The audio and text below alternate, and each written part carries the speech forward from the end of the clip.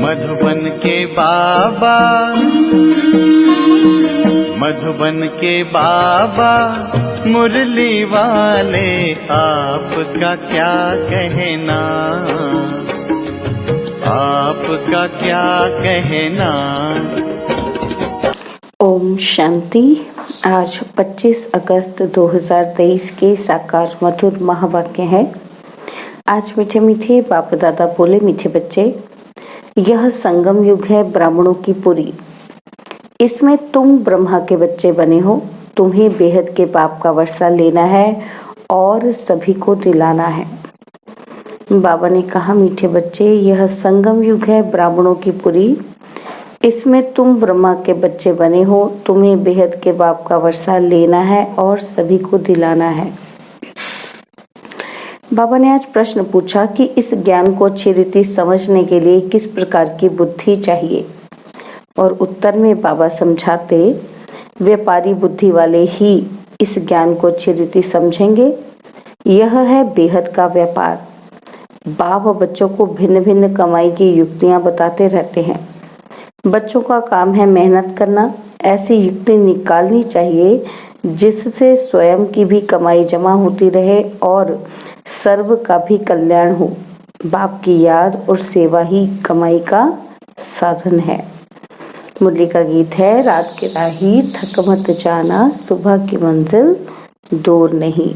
ओम शांति। पारलौकिक बाप बच्चों के प्रति समझा रहे हैं। कहते हैं कि बच्चे, मुझ अपने पारलौकिक परमपिता परमात्मा को भूलना नहीं है। गाया भी जाता है, गीता का भगवान, बाइबल का भगवान व कुरान का भगवान कभी कोई नहीं कहेंगे। कोई भी धर्म स्थापन करने वाले ऐसा नहीं कहेंगे कि हे बच्चे, अब मुझ पारलौकिक बाप को याद करो। ऐसे कोई किसी को कह ही नहीं सकते।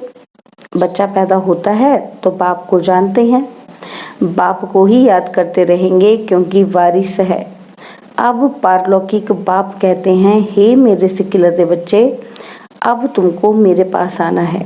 मैं तुम बच्चों को परम धाम निर्वाण धाम ले चलने के लिए आया हूँ। तुम भक्त मुझ भगवान को याद करते थे। अब मैं कहता हूँ कि तुम मुझे निरंतर याद करो। मैं तुमको सुख धाम ले चलता हूँ। अपने दिल अंदर देखो, तुमने आधा कल्प कितना दुख उठाया है। पहले से इतना दुख नहीं मिलता है, पीछे दुख वृद्धि को पाता है। अब पारलौकिक बाप कहते हैं, मुझे याद करो। सभी धर्म वालों को कहते हैं कि हे मेरे बच्चे, तुम अपने को भाई भाई समझते आए हो। अब तुम आत्माओं का जो पारलौकिक बाप है, जिसको सब जीवात्माएं दुख में याद करती आई हैं, वह अब ब्रह्मा मुख कमल द्वारा तुम बच्चों को समझा रहे हैं। समझानी दी जाती है कि ब्रह्मा मुख वंशावली ब्राह्मणों को, प्रजापिता ब्रह्मा को सिर्फ कुमारियां ही नहीं थी, कुमार कुमारियां दोनों थे, भाई बहन थे। ब्रह्मा कुमार कुमारियां एक ही बाप के बच्चे, एक ही दादे के पोते पोत्रियां ठहरे। तुम बच्चों को सम्मुख समझाया जाता है।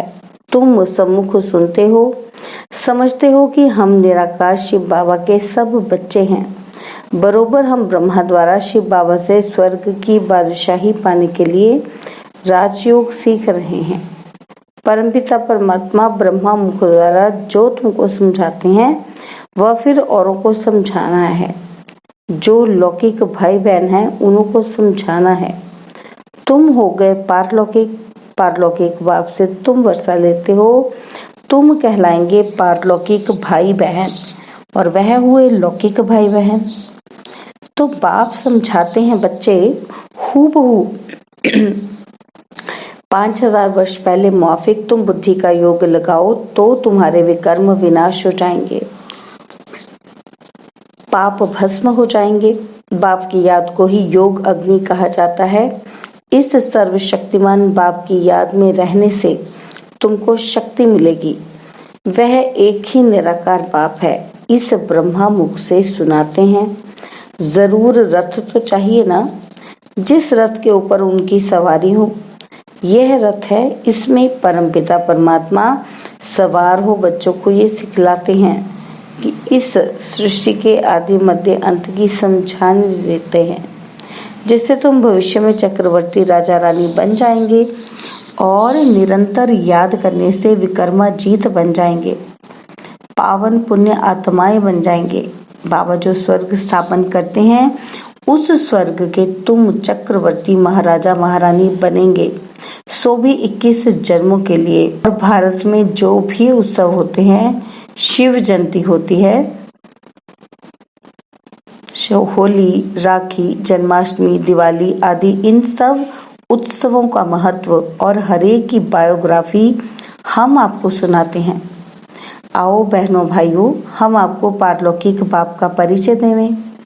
परिचय ले सहज राजयोग सीख तुम विश्व के मालिक बनेंगे।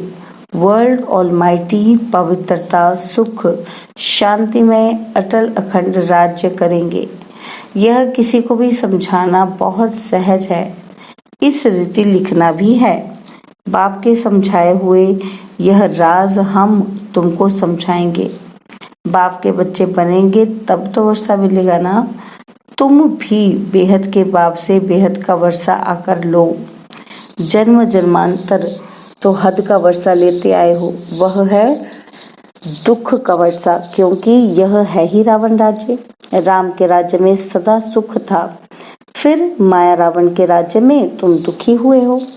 यह तो तुम कोई को भी समझा सकते हो, पब्लिक भाषण में भी तुम समझा सकते हो। ऊंच ते ऊंच है भगवान, फिर है ब्रह्मा विष्णु शंकर, फिर उन्हों की महिमा गाया भी हुआ है कि ब्रह्मा द्वारा स्थापना तो जरूर स्थूल वतन में होगा। ब्राह्मण है ब्रह्मा की संतान, उनको ही प्रजापिता ब्रह्मा कहा जाता है। पहले पहले ब्राह्मण वर्ण चाहिए, ऊंच ते ऊंच है ब्राह्मण वर्ण। कौन स्थापन करते हैं? परमपिता परमात्मा। परमात्मा के सब बच्चे ठहरे ब्रह्मा द्वारा इन ब्रह्मा कुमार कुमारियों को बैठ पढ़ाते हैं। यह संगम युग है ब्राह्मणों की पुरी, फिर रुद्रपुरी में जाकर विष्णुपुरी में आते हैं। पहले पहले रुद्र माला में वह आएंगे जो निरंतर याद करेंगे। सूर्यवंशी चंद्रवंशी राजाएं बनते हैं ना, तो इस समय परमपिता परमात्मा द्वारा राजयोग सीखने से राजाई पद पाते हैं। बाप कहते हैं कि निरंतर मुझ बाप को याद करो, बुद्धि का योग मेरे साथ लगाओ। यह है रूहानी यात्रा। जन्म जन्म से तो जिस्मानी यात्राएं करते आए, अब बाप आकर रूहानी यात्रा सिखलाते हैं। कहते हैं मुझ बाप को और स्वीट होम को याद करो, जहां से तुम आए हो पाठ बजाने। तुम गोरे थे, विश्व पर राज्य करते थे, फिर तुम कामचिता पर बैठ काले हो गए हो, सुंदर से श्याम बन गए हो। भारत बड़ा सुंदर था, नाम ही था स्वर्ग, अब तो नर्क है ना। तुम ही पूज्य से फिर पुजारी बनते हो, तो ऊंच ते ऊंच भगवान शिव, फिर ब्रह्मा विष्णु शंकर, इन द्वारा बाप कार्य करवाते हैं। इन्हों को निमित्त बनाया है, करण का रावणहार है ना। ब्रह्मा द्वारा भारत को स्वर्ग बनाने के लिए राजयोग सिखलाते हैं। बाप कहते हैं कि यह राजयोग सिखलाकर पूरा करूंगा तो फिर विनाश होगा, फिर जो नई दुनिया स्थापन करते हैं उनमें जाकर राज्य करेंगे। फिर जितना जो पुरुषार्थ करे, सारा पुरुषार्थ पर मदार है। कहते हैं गंगा पतित पावनी, फिर परमात्मा को क्यों पुकारते हो? हे पतित पावन आओ। तो पुजारी भक्तों को भक्ति का फल मिलना चाहिए ना। स्वर्ग में तुमको जीवन मुक्ति का फल मिलता है और सबको शांति का फल मिल जाता है। स्वर्ग में सुख शांति दोनों ही थे, सब सुखी थे। जिन्होंने राजयोग सीखा, विकर्म विनाश तो करना ही है, हिसाब किताब चुकतू तो होना ही है, फिर नए सिर पाठ बजाना है। सबका हिसाब किताब चुकतू कराए, पावन बनाए, बाप साथ में ले जाते हैं। यह सब राज समझने के हैं। मनुष्य भगवान को याद करते हैं तो जरूर भगवान को सृष्टि पर आना पड़े। कहते हैं कि सृष्टि पर आकर भक्तों को भक्ति का फल देता हूँ, मुक्ति व जीवन मुक्ति, शांति व सुख देता हूँ। दुनिया में सुख शांति व संपत्ति ही मांगते हैं। मनुष्य तो संपत्ति के लिए ही पुरुषार्थ करते हैं कि धनवान बने, समझते हैं संपत्ति में ही सुख होगा, परंतु भल किसी को कितनी भी संपत्ति है, राज्य तो फिर भी माया का है ना। पति तो दुनिया है ना, तो पाप जरूर होंगे। संपत्ति के लिए बहुत पाप करते हैं। यह है ही पाप आत्माओं की दुनिया। इसमें कोई भी पुण्य आत्मा होती नहीं। पुण्य आत्माओं की दुनिया में फिर कोई पाप आत्मा नहीं होती। यथा राजा रानी तथा प्रजा पुण्य आत्मा होते हैं। इन पावन देवी देवताओं को पतित दुनिया में राजा लोग भी पूजते हैं, क्योंकि समझते हैं ये सर्वगुण संपन्न है, हमारे में कोई गुण नहीं, आप ही तरस परोई। फिर ये कहते हैं कि हम ही भगवान हैं। पतितों को पावन बनाने वाला तो एक ही बाप है। पतित पावन कहने से बुद्धि चली जानी चाहिए निराकार भगवान की तरफ। निराकार उपासी भी होते हैं ना, तो वह निराकार बाप हैं ऊंच ते ऊंच। जब तक उनका पूरा परिचय नहीं तो उपासना क्या करेंगे। भल कहते हैं परमपिता परमात्मा शिव है, निराकार उपासी है ना, निराकार को याद करने वाले, परंतु वह है कौन, पूरा परिचय चाहिए ना। निराकार को क्यों याद करते हैं, उससे क्या मिलेगा।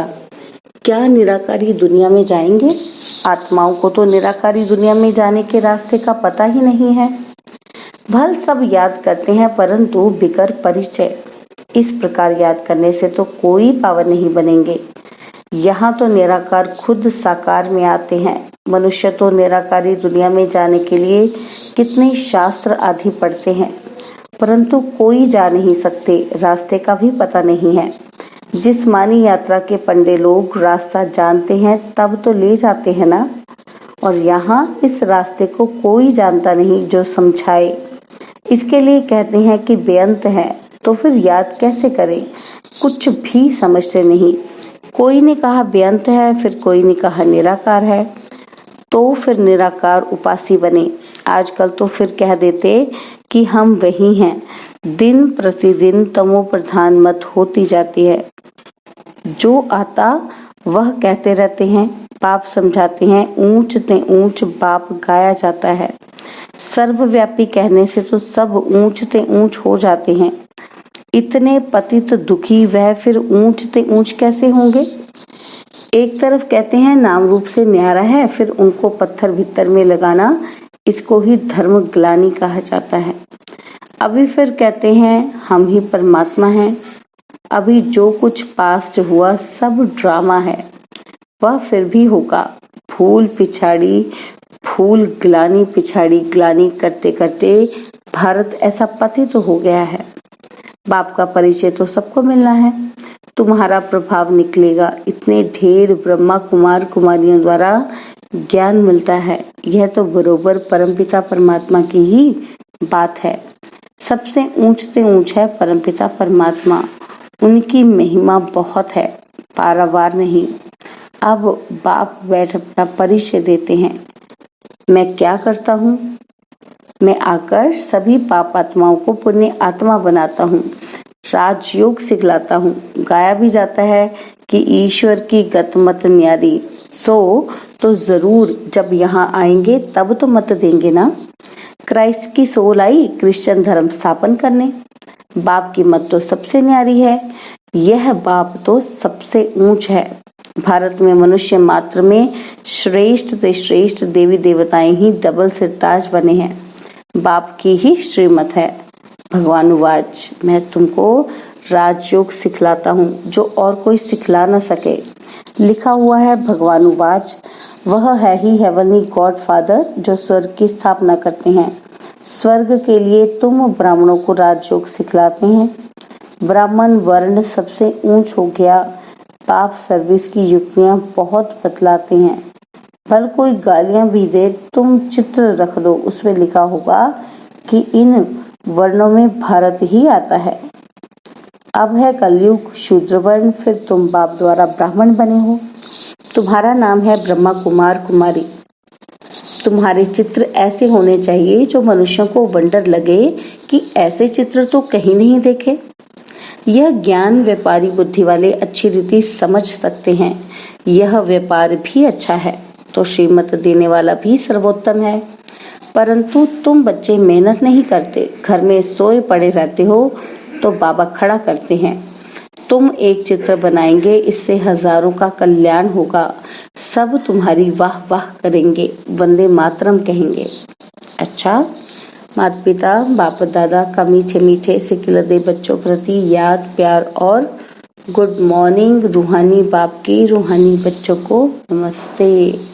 हम रूहानी बच्चों की रूहानी बाप दादाजी को दिलवा जान सिकवा प्रेम से नमस्ते। ओम शांति। प्यारे बाबा, मीठे बाबा, मेरे बाबा, शुक्रिया बाबा, शुक्रिया बाबा, शुक्रिया। धारणा के लिए पहला सार है, मुख्य सार है, पहला पॉइंट है, रुद्रमाला में पहला नंबर आने के लिए निरंतर बाप की याद में रहना है।